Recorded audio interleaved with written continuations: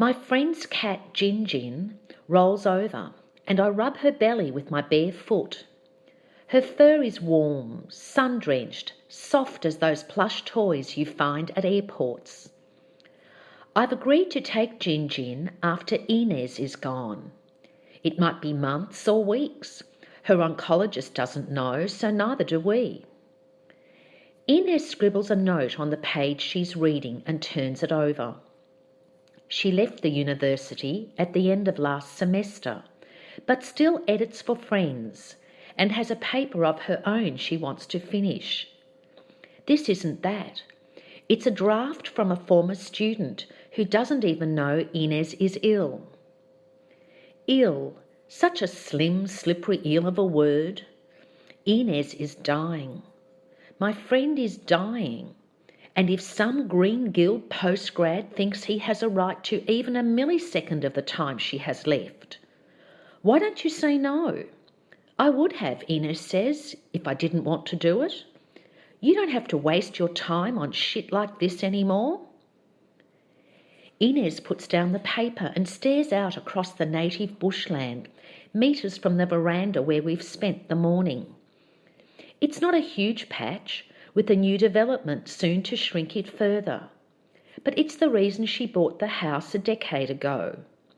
Close by, blue wrens chitter in the scrub. Later, a pair of kookaburras will alight on the railing to demand their evening treat of raw beef. People imagine if they get cancer or something, they'll quit their jobs, sell up, and spend their last months living large, travelling the world, eating all the cake, whatever. Inez shrugs, looks back at me. But you don't. At first because of hope. The hope that you'll beat it, that you can beat it.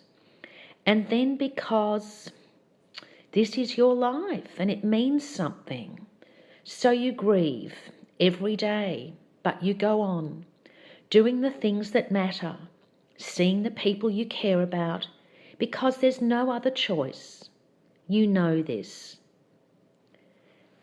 At work last month, a colleague threw down the latest issue of Biological Conservation. The insects are dying, he said. We're all fucked. The insects are dying. It's the most terrifying sentence any of us should ever want to hear. I made my fair trade coffee and returned to my desk.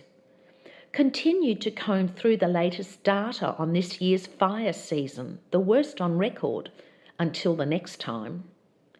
Ate my line-caught tuna salad, trying not to picture the mass fish kills along the Murray.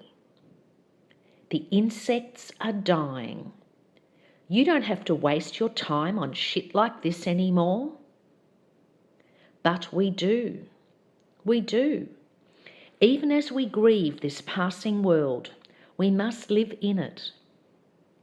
Here on the veranda, Inez tilts back her head, closes her eyes. I follow suit.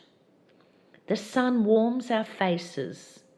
Stretched at our feet, Gin Gin purrs. Choiceless, grieving, determined, we go on.